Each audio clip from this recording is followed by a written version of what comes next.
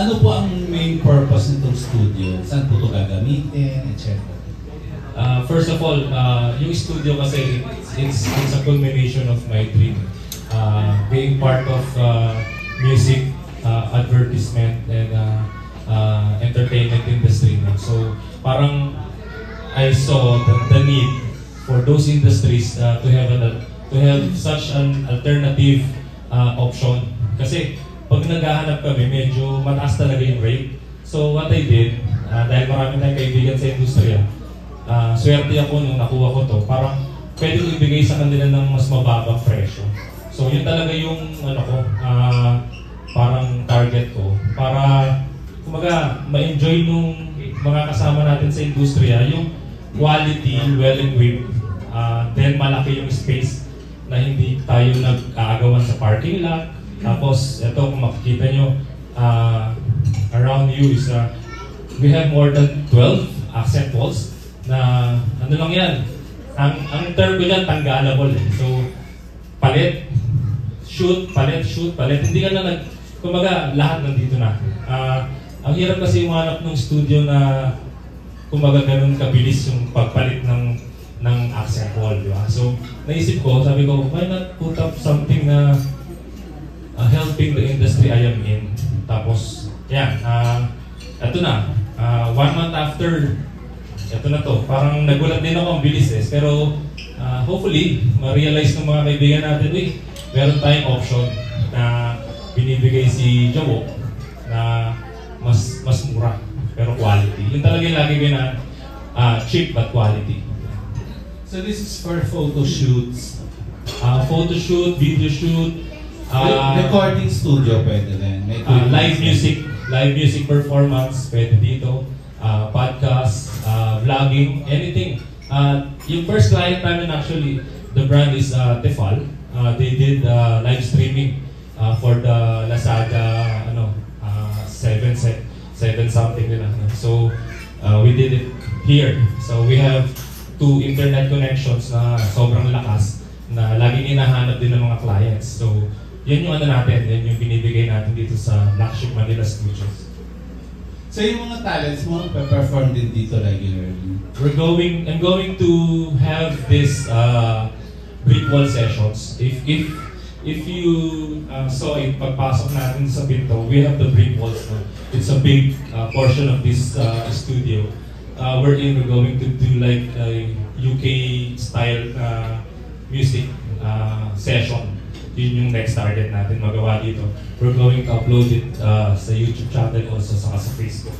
Para magkaroon din ng avenue yung mga artists, not just Black Sheep Records Manila artists, but also other artists from different labels na who needs platform for them to somehow share their music to people. Last na lang, Boss Jane, nabanggit mo kanina you used to be connected with Viva Records ba? Yes, po. Why did you decide to humiwalay? And okay ba naman ang hiwalayan? Boss Vic gave me everything. Black Sheep Records Manila will not be there without Boss Vic. And tinatanong ko lagi ng utang na loob yan kay Boss Vic, giving me the opportunity during the pandemic. So we were not able to hit what we wanted.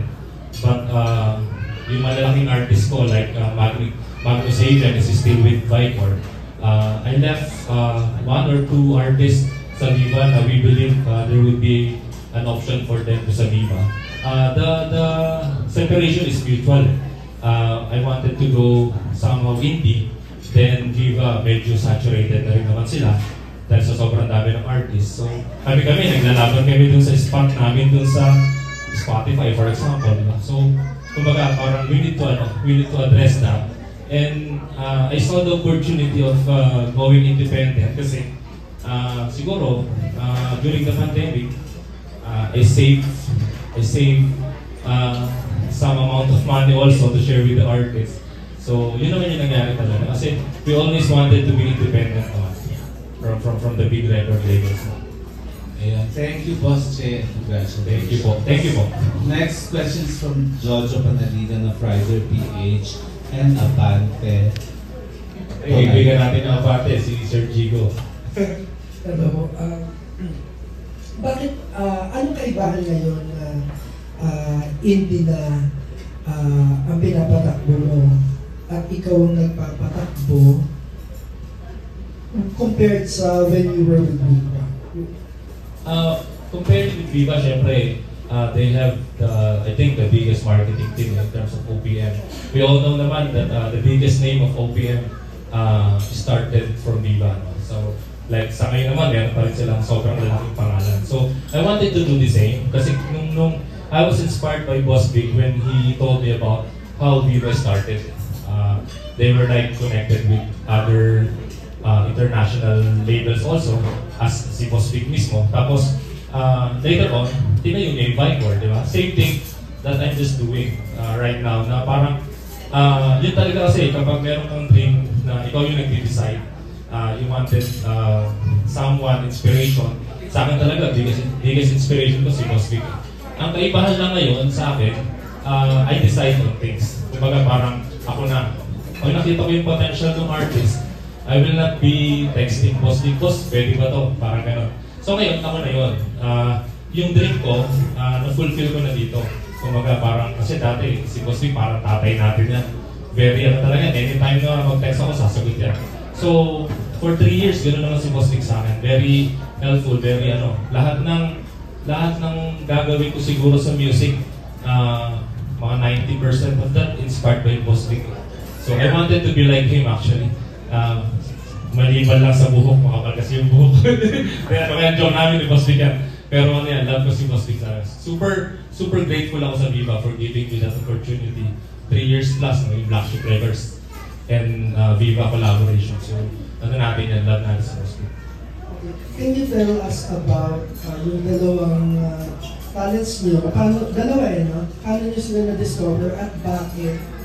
Ano ang nakita niyo sa kanila na napa-oo kayo na yes, I'll manage you? Thank you. First, si Ethan, someone sent me the parang song niya before in 2017. Then, instantly, nilove ako doon sa kanta ni Ethan. Sabi ko, meron pala tayong Pinoy na parang world-class yung boses. No? Maganda. Tapos, syempre, meron tayong mata doon sa magandang bagay sa paligid natin. Sabi ko nga, si Ethan, kamukha ni Piolo Pascual na Tom Rodriguez. So, malakas yan. Then, siguro, nakita rin ni Ethan yung eagerness ko na to help him. Tapos, basta yung talent talaga nandun hindi pa lang namin talaga na-hit yung Filipinong masa na talagang magpapasikat sa'yo ng gusto. Pero nandun na kami po, punta na kami doon. Then, yung isa naman, yung section 1, nagpa-practice kami sa studio nila So siguro narinig nyo sila kanina kumakanta. Yun yung kalahati ng section 1. Sabi ko, yung boses ng vocalist niyan medyo merong karga. Parang kargado talaga yan. Pwede ko siyang ilaban sa malalaking pangalan. Yun talaga yung nakita ko kaya sa kanila sa section 1. Magaling talaga. Yung drummer, yung guitarista, lahat. Lalo na yung songwriter nila, ang galing gumawa ng kanta. So they have 2 songs released under Black Sheep in collaboration with Viva before. Now we're releasing more for that band. Before I ask the next one, may we get reaction from Ethan? Si Ethan. Ethan, pre, nasa ka? Tawagin niyo muna si Ethan. Nasa na ba siya? Tapos kanina nakita niyo na yung kanina yung Soundswell. Sila yung 3/5 ng section 1 actually. Yung boses medyo nadidikit sa Ben and Ben. Actually, Ben and Ben, when I started with Warner Music, kasi I worked before with Warner Music. I'm their finance director. Slash, ako yung nagtitingin-tingin sa mga artists. When Ben and Ben started entering the big labels, bago lang ako sa noon, parang 1 week pa lang ako sa Warner. They audition. So sabi ko sa Ben and Ben, they sound like Dave Matthews Band. Yung kanilang ride home. Pag narinig mo yung ride home nila, parang imported di ba? So sabi ko yung Ben and Ben talaga will be reaching milestones. Magaling talaga yung mga bata. Eto, pre, Ethan, may tanong sa iyo yung press, pre. Lapit ka. Sorry, hindi ako nakapag-makeup. Ano? Kamusta naman? Hi! Ay, kamusta naman? Ako yung... Na-signed na kayo sa Black Sheep. So far, okay naman po. Maraming exciting moments. Maraming opportunities na tinaray namin. And of course, opportunity yan eh. Hindi mo naman pwedeng parang baliwalain na. Kasi marami kang makikilalang talented na mga tao talaga in the business. So, it's part, I think, parang challenge ko din sa sarili ko yun na magpakapal ng mukha. Kasi mahihain talaga ako before eh. Hindi talaga ako yung sinasabi na nasa behind the curtain lang ako. Yun lang talaga ako before. So, sabi ko, mas maganda yung mas marami kang connections, mas marami kang matututunan, upskills. So, right now, masaya ako dahil kahit hindi pa ako ganun kagaling and masaya ako na marami ako natutunan and masaya ako nakakatulong ako kay Kuya Jay sa mga projects niya. So, yun ang talagang nilook forward ko hanggang ngayon na sana marami pa kayong projects na gagawin with Black Sheep Records and Black Sheep Manila overall. So, yung sunod pong magkataon ay si Roldan Castro, editor of Abante Tanay. Thank you. Sir Boss Jing, ano ang ito talaga challenge at ano yung nai-enjoy ka sa pagiging independent ngayon? Challenging kasi people don't parang they look down pag independent ka. Sabi ko nga before, wala kasi talaga sumikat na independent artist, no? Lagi yan may big names sa likod nila. So we're trying to change that platform, that avenue. We're in, kami totally independent kami. We're not related anymore to any big names or big labels. Even the aggregator, meron talaga independent. So we're not attached to anyone right now. So that's the challenging part kasi lagi ang tingin sa industriya kasi natin, maraming lalapit sa iyo pag sikat ka na talaga.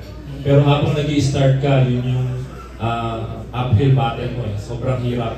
So, since meron naman tayong mga kaibigan sa industry, hopefully, gaya nyo sa media, would help the independent artists also to somehow have that dot dun sa malaking blank paper natin. Diba? Kasi yun yung importante.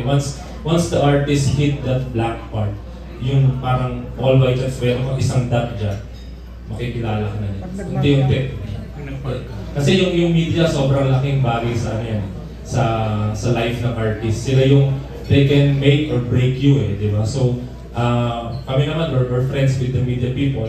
I'm not maganda ako pero anyone na nakikita ko dyan sa labas pag may event, lagi tayong kaibigan. So gusto ko mapanatili yung gano'n kasi yun yung mahalaga, yung sila rin yung tutulong sa'yo. Tapos sa fans, naglo-look up din yung mga fans ngayon, they're watching out for new talents also.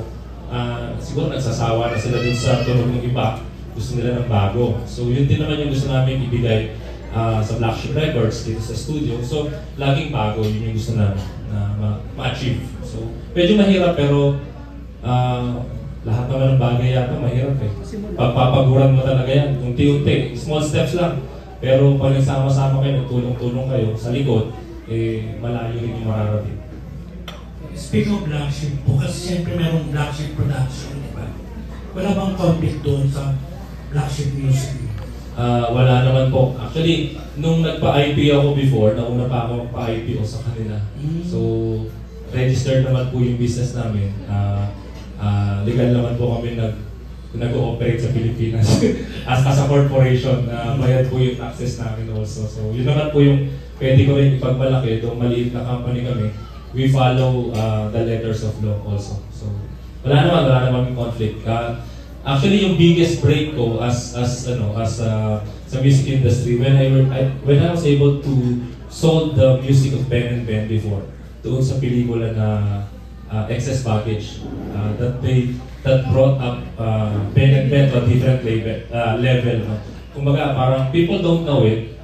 It was not the song they wanted. It was not. I sold it. Talagang nilaban ko talaga, pakinggan nyo to, maganda tong Make It the Night. Even Ben and Ben don't know it. Maybe ngayon lang nila malalaman. They don't know it. Kasi I work, kaya ni Ethan, I work behind. Hindi naman tayo pang-fronta. Pero syempre ngayon, it's a different ballgame. Things needs to be known. Kumagatahan niya. Okay po, next magtatanong kay editor ng Manila Standard, Mr. Nicky Wang. Thank you.